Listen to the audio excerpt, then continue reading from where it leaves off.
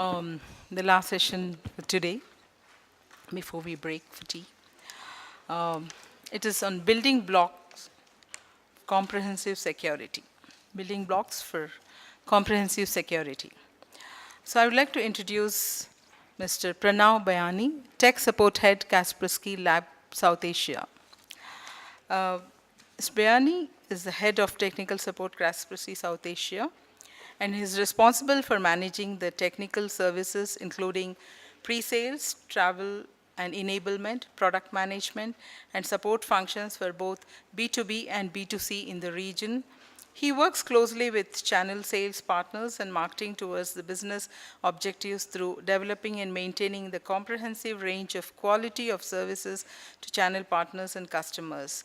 Pranav has over 14 years of experience in pre-sales, technical support, management, and partner enablement. And his strengths are, and his expertise lies in knowledge in varied domains of information security. Thank you, Pranav, and welcome. Thank you. Hi, good evening, everybody. At the start of it, Giri just announced some kind of incentive to keep you all awake. The whole day was, I am sure, a lot of information was given. And it is a tough thing to be keeping your eyes open all these 8 to 10 hours. And so we all are awake. Am I audible? Am I enough audible? All are awake, like, good evening, everybody. Yeah, and we need to be awake. And there's one more reason to be awake is I'm going to share my viewpoints on security, and I expect you also to join me in this discussion in security. We can't just be sleeping around when something we are discussing about security. It's like jaagte raho. So this is like a critical piece of component in your organizations, in your networks. And this is how I want to build up the story about comprehensive security. And believe me, I am just part of this side of the table itself, just sharing my viewpoints, some kind of technologies, and give us all a thought. When you go back tomorrow, day after tomorrow, Monday, when you go back all, give us a thought that how do you want to recreate the security framework. Recreate is a very key word over here, as we see. A lot of these things are coming all of a sudden. You got so much of acronyms to technologies like AS, PAS, BAS, tablet, BYOD. So much of things are getting flooded like in our minds all of a sudden. Yes, that's the reality. Couple of bullet points I've taken. Mobile as an area. Everybody wants to be mobile. Don't chain me up to the desktop. That's technically how I call it. I want to work on my smartphone, tablet, iPad, whatever. Then there's a big amount of data. Whatever you try to do, it creates a data. You try to ping somewhere, it creates a data because you want to store that ping results. I don't know for what analytics you want to store that ping results for 10 years, but then still that creates data. So data warehousing and analytics of all such kind of data. Then there is this cloud thing. And yes, we got cloud everywhere. Even yesterday night when I landed, there was quite cloudy. And in our environments also, we've been having some kind of clouds. Do I store somewhere on my partner's server? Do I store somewhere on this particular infrastructure? All those, in the layman terms, are making some building blocks for cloud. Then we got some Internet of Things. This is a topic in itself which I would like to learn from you, that how do we actually made this thing possible? We collectively made this possible. It was not just me or you. Some gentleman coined this term, Internet of Things, but we collectively, we all are www. We all are so much connected. Look at your smartphones, like, you got an entire directory, I'm sure, on your WhatsApp. हर एक दूसरे को जानता है by the time of these 2 days. So we are connected, Internet of Things, and tomorrow our refrigerators would be connected, fridge would be connected, TV would be connected, everything is connected. Critical infrastructure protection, our national power grids, which supplies the electricity. What if something goes wrong? So that's a big question. And cyber security. These are a couple of things which I wanted to take for a discussion forward. With all of this, what is the business asking for? The business is just asking very simple statements. I need productivity, enhancement in my systems, processes, increase the revenue, of course. So if you see the earlier slide, none of these acronyms the business asked for. The business is asking just efficiency in my business, agility and productivity has to be improved. How do you want to do it? That's a different problem altogether and a different set of people. Maybe some of you are here to address that problem, if a problem ever exists. And by the time I start going a couple of slides, I'm sure we all will echo that yes, there are a lot of problems what exist. Hence I told that I'm on that side of the table itself. And what is the CIO wanting? The CIO wanting a similar thing, but with less of risk, less of complexity and less of investment. He's talking on the similar lines today. How do you reduce the risk, complexity in our day-to-day operations in our IT systems, and with lower of the investment as well. Now this is like a perfect combo. I can have the best of the system, but it costs $10 million. So one of that item just goes cross. At medium amount of money, can you give me a decent security applicable to my business? That is what the CIO is trying to adhere to the business demands. So our world is really digital, as I said. Some things are good in our digital life, some things are really bad. And the IT department is like the whole savior for all this business. It's been loaded with so many of tasks today. You've got mobile systems to support, you've got laptops coming in, you've got some IT security policies, vulnerabilities which are cropping up in your systems. A lot of things are there put on the shoulders, able shoulders of the IT department. This is what you need to do. None of my finance users should come and say that the ERP is slow. IT users take care of it.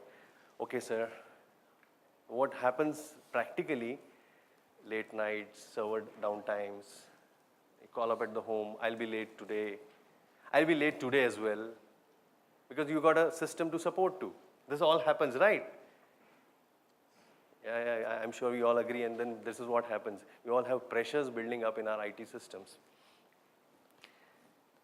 And this getting too much complex. And the theory, what I want to propose is, complexity is the enemy of IT security. If you've got very real system, which is simple enough to understand and operate, you would not have enough complexities. It would be a simple golden rule how to operate this system. That's secure as well. But if you got too much of permutations and combinations in operations, in opening up a program, you might leave a vulnerability. Today it might be exploited, or tomorrow it might be exploited. The threat landscape is also diversified. We see a lot of malicious threats every day. At Kaspersky, we detect 2 lakh of new threats every day, which are unique. Exploits exist in popular softwares. 75% of the exploits exist in popular softwares, and these popular softwares, tell me one desktop which would not have any of these programs. A Java today is required, a browser, take IE, Mozilla, Firefox, Chrome, is required today in this world. Even take a phone, even phone would be loaded with any of these softwares. And maximum of these vulnerabilities exist within this. Now there is a rationale behind this. If you are more famous, the rest is history. So you become more famous first, and then you would be attacked more as well. You would see in a couple of systems as well. Earlier we did not have a lot of malwares around a couple of systems, but now those systems are getting more and more popular. You got to see malwares, you got vulnerabilities around it. So first you need to get famous, that's the key. And everybody wants to go mobile. So as a survey conducted this year, 62% of the corporate employees would like to go mobile. Laptops are either getting lost or stolen within their useful lifespan. An Intel survey says that the useful lifespan is 3 years to 5 years. In our even commerce, if we see the depreciation of the hardware, if you go back to the accounts team, every year they would say 10% depreciate, 15% depreciate this laptop. So within a lifespan of 5 years, the laptop is actually having zero value. But what is the data, what it was carrying all about? We still do not have a right calculation to the data what we generated. And if this laptop is stolen, you could depreciate from your IT budgets, let's say 30,000 laptop or 80,000 laptop, half of the money is gone, you can depreciate. But how can you depreciate the data which was lost? Putting the laptop on a taxi back seat, very classic example. Classic example, yes, the taxi driver comes and returns as well. That is also there. But in the Mumbai Sahar airport, if you see, still a couple of laptops are unclaimed. Unclaimed. And finally, the government has to auction it. And nobody cares about picking up the laptop. I don't know what was there on the laptop, but yes. This is the classic fusion. A tussle going on between a personal interest and a personal flavor versus a corporate enforcement. Without caring about the IT policy, I'm going to connect my iPad. Do what you want. Okay. And the default rule, when you create a default rule, in the firewall terms, the default rule is deny everything. Am I right? The default firewall rule is deny everything, because if you don't understand these protocols, deny everything. But in human tendency, what happens if you don't understand, don't argue, allow everything.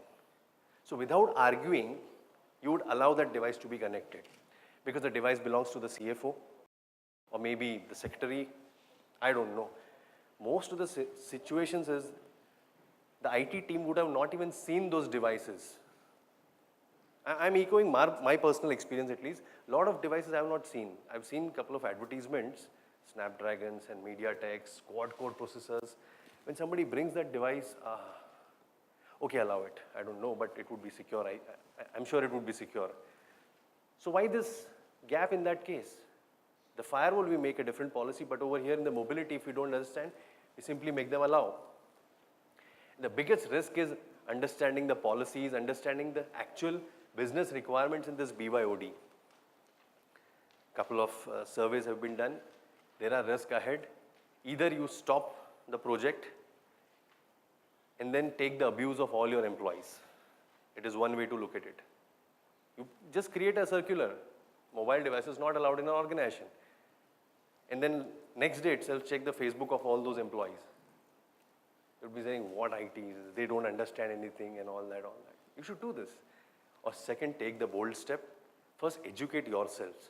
Understand the customers or your maybe employees' requirement, and then create a policy which is applicable to your business rather than looking at the neighbor's business. Again, a big mistake. And a separate area what I'm going to talk about is virtualization. During the course of the day, I'm sure a couple of virtualization examples we've seen, the benefits of virtualization, so I would not take the risk of repeating the benefits of virtualization. But this is kind of a different, I would say different framework, different animal you should learn to tame. It's not that simple desktop. Virtualization is a different concept.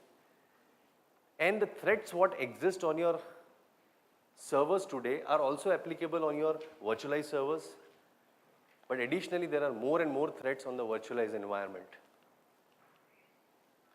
Take a very simple diagram. You got lot many connections from guest to host, host to guest, host to external, external to the guest. Lot many connections are happening, lot many file transfers because you have virtualized your file servers, your ERP servers. So a lot of complexities actually evolved, and the same vanilla security algorithm might not really work. So here you would have to take again a back foot, understand this, and then create a policy accordingly. So I'm sure there are a lot of tasks to be done, and then again have a fresh look on it. This is the traditional method to secure a virtualized platform.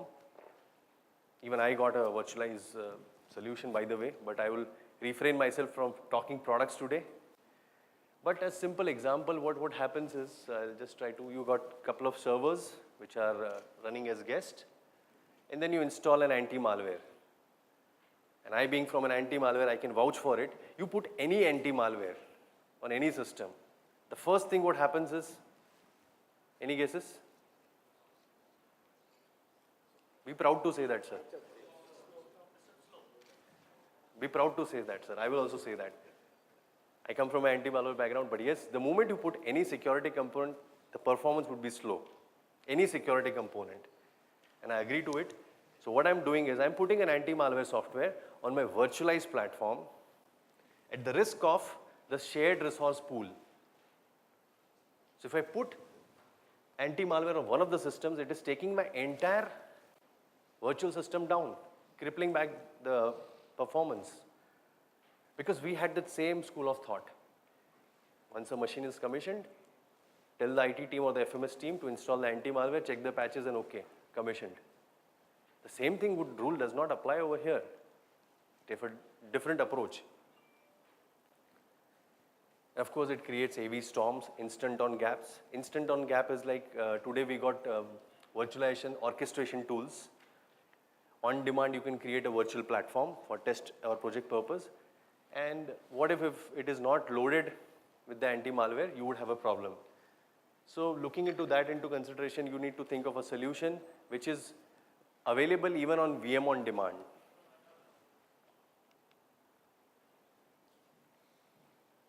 So we got a couple of enemies to deal with today: malware, mobility, mine, mistakes, and mess. All from M. Unfortunately, I didn't dictate it, but all from M. We need to deal with every of those specifically in our environment. If you don't deal with it, you got a perfect storm and you are in the middle of it, helpless, because if the IT doesn't understand anything, can you ask a finance employee to help you for an IT purpose? No. First, he doesn't have the technical knowledge. Second, it's your ego problem as well, right? Why should IT ask somebody else? So if you create all your mistakes, you only have to be savior of all your mistakes. And you need to sharpen your edges, work on it. Now these days, a couple of things which are talked about: the advanced persistent threat and the cyber weapons of mass destruction. This is not a sci-fi movie. This is really happening. One of the recent incidents where it is targeting some Korean nationals, things are happening. Specific employees are being targeted to steal out the data. It looks like a sci-fi movie, but it is happening in real. If you don't know, that does not mean that it does not exist. Some organizations would be anyways become the target. You might know it or you might not know it. How well you prepare with these kind of advanced attack, which is like targeted attacks. If there is a particular malware or particular network worm, which is targeted for only your company, okay, let's say your company, I don't want to do that, your company, it would only do harm to your company, not your company. It's getting so much sophisticated. So what if you are getting targeted or ransom somewhere? You need to work on it. And any guesses? I took the snapshot a couple of days back, didn't update it, but we got a looming problem. Somebody said you are on your own, no captain available for the ship. In India, I see a lot of such ships still floating or maybe trying to float. So what after this date? We don't know. So what happens is, a couple of reports say the PC sales have gone down and the tablet sales have gone up. Agreed. But will that solve this problem, which was an existing problem?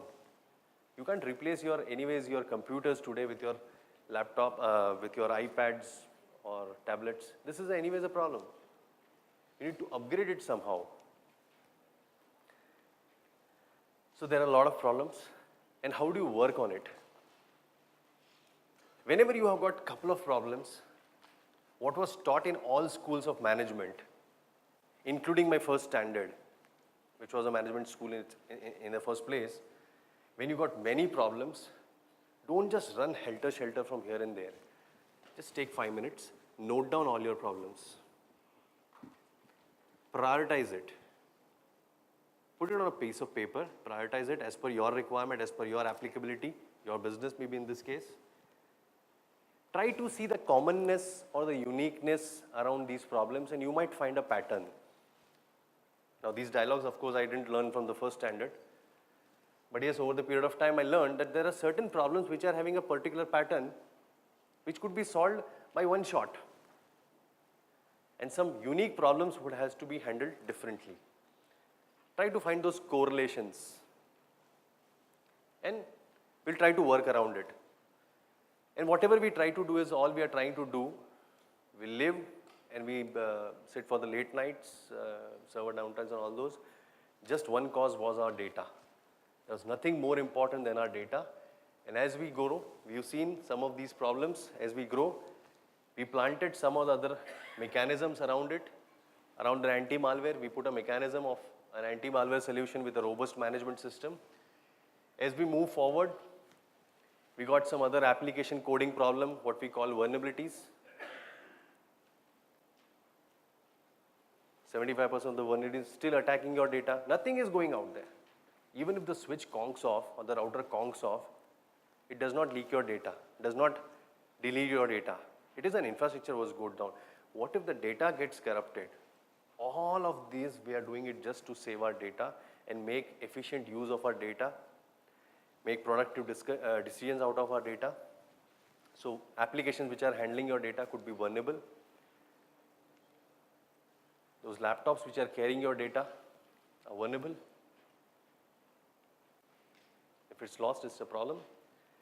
And the iPads which are now accessing or carrying. So even if you try to put mechanisms around it, mechanism to protect your data with an anti-malware solution or maybe a patch management system or a vulnerability management system, you would eventually have couple of management systems. On laptops, typically you put an encryption software. Now, I don't want to get into the risk of explaining what is encryption, but whatever in this piece of letter what I write and I deliver it to the other darbar, you remember? Nobody within this delivery chain would understand this message. Only the other darbar or the palace would understand this message. I mean, it used to happen in India, somewhere in Greece as well. The same technology, the data has to be scrambled in such a way that it uses a password or a passphrase or some kind of mechanism to open the real data. So if your hard disk is getting lost or stolen, your laptop is getting lost or stolen, anybody could just not boot it up and open the data. You need to put an encryption so that the data is not available readily to anybody. And I'm not saying the solution is not available, it's a sci-fi. The solution is available. It's easily available. You also try to put a management system around it to put this encryption. And then we got one system which is the mobility management or the MDM, mobile security solution. We got all of these today available, I could say. From me, from this partner, this vendor, this technology, everything is available. Isn't it available? But again, couple of mistakes what we do over here is, either we put an L1 T1 game. Let's accept it. I was this side of the table for some time as well. Give me the best of the product at the cheapest of the price, and then you miss out your core essence of your requirement. Either this could be an error. Other error is typically, it is just an add-on. So let me buy this add-on. The add-on of a particular product might not be applicable to in your case, but it comes from the same vendor, same stack, comes maybe at a cheaper price. Don't think again that way. Again, you are doing that same mistake, having multiple of animals to support and protect your data. That is the essence. Try to again find similarities. All of these technologies are trying to help you protect your data. A second most important thing, the mobility. What happens, the first thing you would like to give on your employee's phone is email access. Who manages the email access? In a large IT team, there's an email administration team working on the exchange, giving up the email address, setting up the password.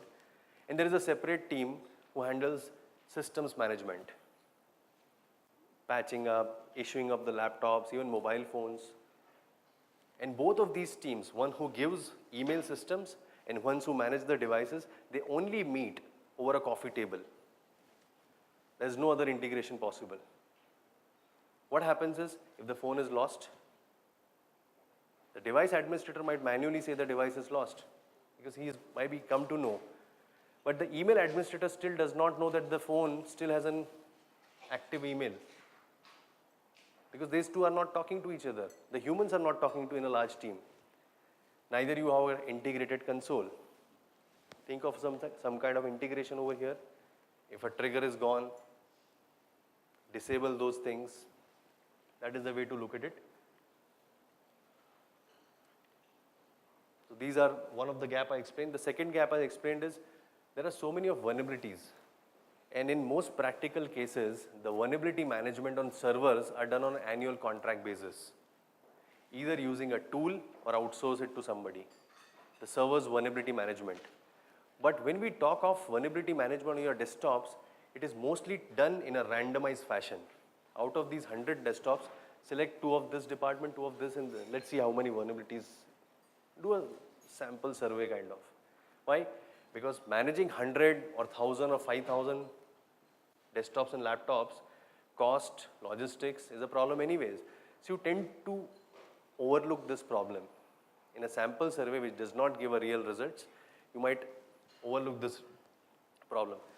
But you should look at a comprehensive vulnerability management and then patch management in that case. If a particular Adobe has a vulnerability, how do you patch it? Because on the user's computing side, I was part of the earlier presentation by one of the gentlemen, user computing end. He gave an example of the PST management. How do you educate the users? So let's say when there's a pop-up coming over here, Java needs an update. Most of people, they do a snooze, remind later.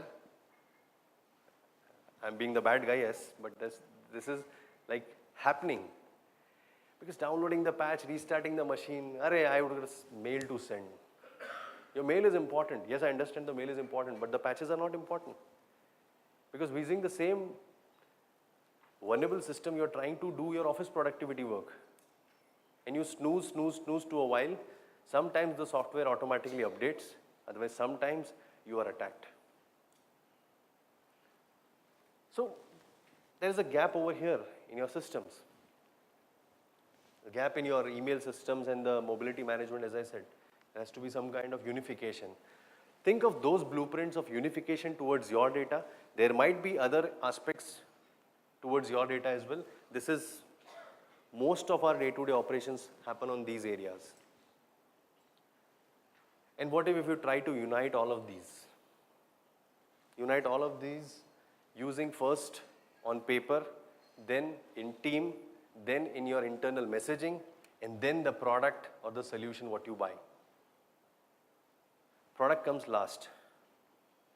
But if it's over here, it would come in the product as well, because that's the product what you bought.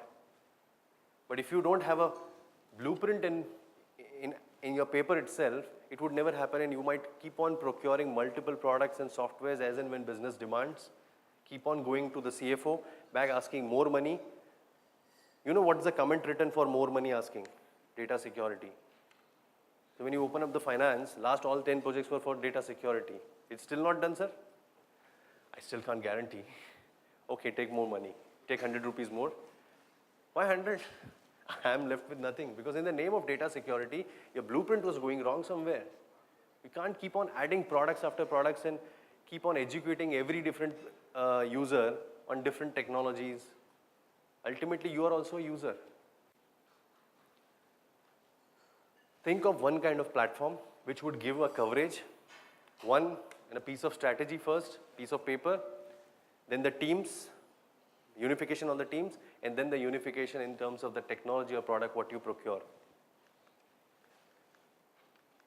That's about unification. If you unified these pieces, you try to reduce the risk complexity, investment. That's all the blueprint what I was going to talk about. So if we have time, we could take up some kind of question answers. If you have to do a security audit, so where should we start? A complete, overall portfolio of server data. Where should we start to check the security or the standard of the company? That we got. Again, break it up. Starting an audit. Again, what was the purpose of doing the audit? To make sure, see, you have to have a standard, right? So where do you define a standard? So I would rather make my own standard for my own vested interest, and my vested interest was protecting the data, not improving the server's performance or adding more CPUs. Because I would note down the objective first, that I need to conduct an audit. So wherever my data generation, compute, storage is happening, it is not going in the wrong hands. I mean wrong hands, I mean physical hands, or wrong systems or wrong users. My data is safe. Now at the compute end, as I told one of the example, vulnerability would cripple up the data as well. Your server side, you break it up into two parts. The server side would cripple up the data. Then the data is exposed to internet or not. So a lot of companies, they put up DMZ or maybe even not publish the data to the internet. Then I would not include in my project of audit itself. And if you, again, I've been having a habit of telling like a zoom in, zoom out. It's a concept what I think works for me. You zoom into the granular level, but don't just start working on that granular level for the lifetime. Again, zoom out. Look at the bigger picture. And then again dive in, again dive out. That way you would see, in your case, maybe since it is not exposed to internet, but your data is anyways protected inside, it would work on only these areas. So partially, I mean, technically, yes, there is a lot more to do on the audit. The second area is the process part, which is lot many case overlooked from the IT, I would say. Users you can't blame. That's an endless story. IT would be 5-member team and the users would be 100. So you can't win that game anyways. So let's take the ownership on IT that you have to educate the users. Audit includes education as well, because it's not just a tick mark, doing log storage or yes or no, because that you are doing. The end users totally unaware of what you are trying to do. Include education also in this, awareness of these users. Then you would say a fruitful result of this audit has come.